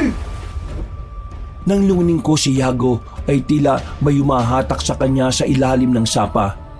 Kahit mababa yun ay napapalhod na siya. Kaya dali-dali akong tumakbo. Pero nakita ko sa likuran ang taong uwak na lumusob sa akin. Kaya hindi ko na nagawang matulungan ang kaibigan ko. Napayukod ako at nang muling sumalakay ang nasabing nilalang ay nakarinig na kami ng makakasunod na putok ng baril. Nakita namin mula sa kabilang parte ng sapa si Kuya Riv na duguan na rin. Pagkatapos ay lumagpak sa tubig ang walang buhay na taong uwak. Salamat, Kuya Riv! Si Yago! Tulungan mo, bilis! Dali-dali kong pinuntahan ang matalik kong kaibigan. Nakalahating katawan na lang ang nakikita sa tubig. Kahit mababaw ay sumisid ako sa ilalim. Nakatulong din ang maliwanag na buwan dahil nakita ko kagad ang butas. Lumapit ako roon at saka pinagpupukpok ang kamay ng taong bayawak na nakakapit kay Yago. Hanggang sa bumitaw ito. Nakawala ang kaibigan ko kaya tumakbo na kami papunta sa kinaroroonan ni Kuya Riv. Nang tuluyang lumantad sa likod namin ng aswang, ay mas lalo kaming nagmadali. Hey! Yago! Yuko! Pagliko namin ay saka niya inasinta sa noo ang aswang at nagpaputok ng baril. Sa pulyon, nakagad humandusay sa sapa. Nakatawid kami ng matiwasay at sinundan si Kuya Riv papunta sa kung saan. Sa isang maliit na kubong sira-sira kami nagtambay. Nang tingnan ko ang bawat isa, ay nakita kong pare-pareho kaming may bahid ng dugo ng aswang sa katawan. Niyakap ko kagad si Mark at napayak ako ng husto. Ganon din ang ginawa ni Santi nang makita niya si Yago. Binigay niya muna si Dongyan kay Kuya Riv bago hagkan at yakapin ng mahigpit ang kanyang boyfriend. Tol, salamat sa Diyos at ligtas ka. Hindi ko alam ang gagawin ko kung nakuha ka nila sa akin. Salamat din, Kuya, at ligtas ka rin. Pero paano na po natin sila matatakasan? Wala kagad nakasagot sa tanong na yun ni Mark. Nagkatinginan lang kaming lahat na tila hindi rin alam ang sasabihin. Makinig kayong lahat. Paubos na ang bala ng baril ko. Isang magazine na lang ito. Pero hindi ibig sabihin susuko na tayo sa mga halimaw. Hindi tayo mamamatay ng basta-basta. Makakalis tayo rito. Pero paano natin sila matatakasan? Narinig ko kanina na sinasabi ni Inka Mona na ang lugar na ito ay isinumpa nila upang mataguan ng Diyos laban sa kaparusahang ginawa nila.